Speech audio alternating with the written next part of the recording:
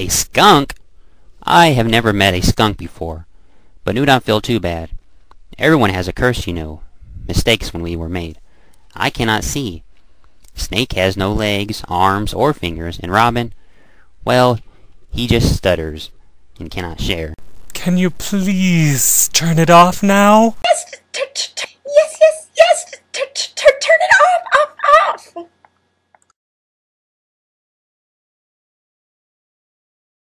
I'm sorry. Truly I am, but I can't stop it from coming when I'm afraid. If you stop yelling at me, maybe it'll stop. Suddenly, a huge burning tree fell over the tunnel entrance, and new fiery sparks fell down upon Moogle, Snake, Robin, and now Skunk. Robin began to bounce and fan his wings, while Skunk sprayed more of the awful smell. Stop it, you fools! You are only making it worse! Be still, both of you! I think all of you should stop this at once. None of this is helping any of us.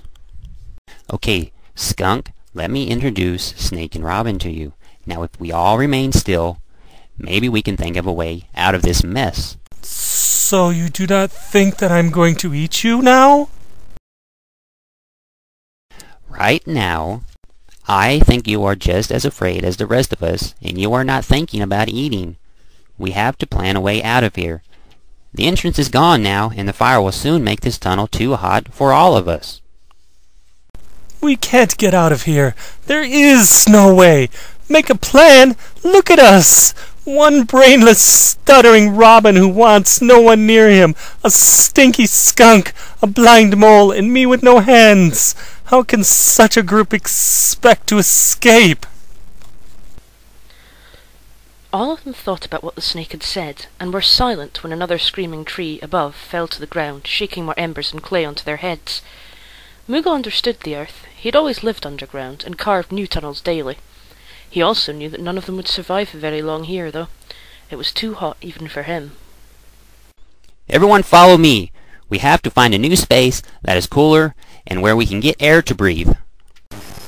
We can't follow you. None of us can see in this darkness. How can we get out if we can't see where we're going? He is right, you know. We will all die because we cannot see and we cannot dig. Don't you understand? I am used to the dark. I can get all of us out of here. All you have to do is follow me. Skunk, you hold on to my tail. Snake, you take a hold of Skunk's tail. And Robin, you hold on to Snake's tail. Oh no! If Snake grabs onto my tail, he'll soon eat me. I will not hold on to Skunk because he will spray fear into my face. I will not stick Snake's slimy tail in my mouth either. Robins do not associate with others. Never have. Oh, no. You may stay here then if that is what you want to do. I am going, and I am going right now.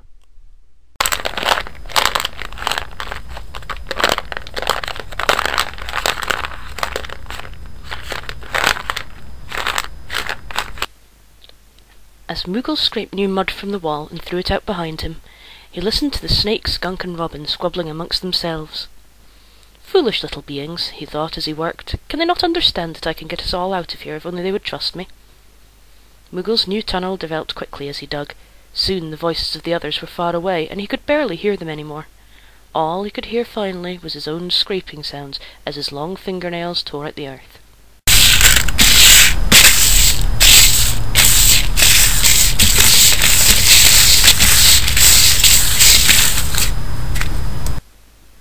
Moogle thought he was feeling better now that he was alone again, but he felt sad for Snake, Skunk, and Robin too. He knew they wouldn't last long. As he dug and dug, he started to smile, thinking about Robin's stuttering and Skunk's smell, and even Snake's tickling tongue. Such interesting beings, he thought, and continued to dig. Moogle had always been alone until today, when his whole world turned upside down, and he'd never minded being by himself. Quite suddenly, Moogle felt very alone. Today was the very first time in Moogle's life that he had ever had a visitor. He had to go back. He had to make them follow him to safety. Moogle turned around and scampered back down the tunnel he had just made towards the friends he had left behind. Who is there? Me! What are you doing here? I thought you decided to stay behind. We decided that we might as well trust you and each other for that matter. What do we have to lose?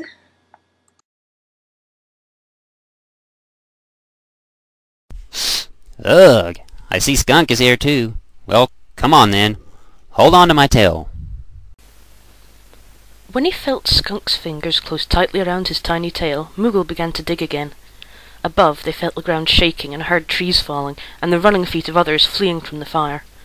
Moogle knew that he must dig until all of those sounds were behind them. Only then would it be safe to start digging upwards and make a new entrance to the world above. As they moved forward through the new tunnel, the mud wall felt hot, and the air was thin and warm. As they continued to follow Moogle, each was silent and afraid. Listen! I don't hear anything. I know! I don't hear anything either. Feel the ground. It's not hot anymore. Yes, you are right. It is not hot. So what now? We go up. Up to the world above.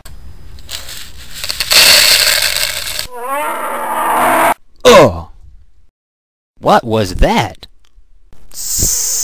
I think it is a bear.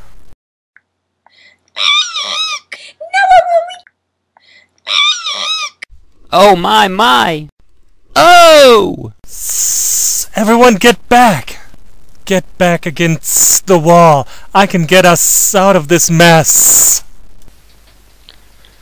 The fur claw pulled out of the hole and then punched down again. This time Snake was coiled and silent. He did not move or make a single sound. Snake watched, and like lightning struck, suddenly biting into the claw with his fangs. The claw drew back, and Snake, Moogle, Robin and Skunk listened as the bear cried and pounded away quickly, leaving them alone and unharmed.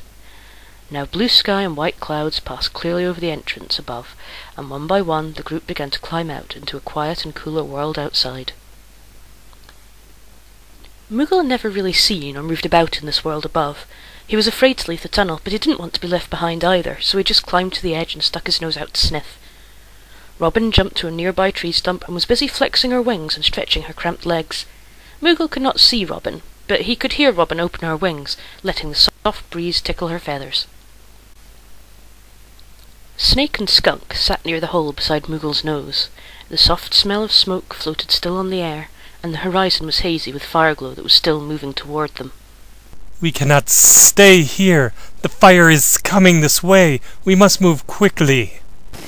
It'll be okay. If we run very fast, we'll be safe. I can fly very fast. I will fly to another state where there's no smoke or fire. I am much too tired now to dig fast enough to get away. I cannot run because I am blind. I guess I will die after all. Wait a minute, you guys. We cannot leave Mole here like this. If we stay, we will die with him.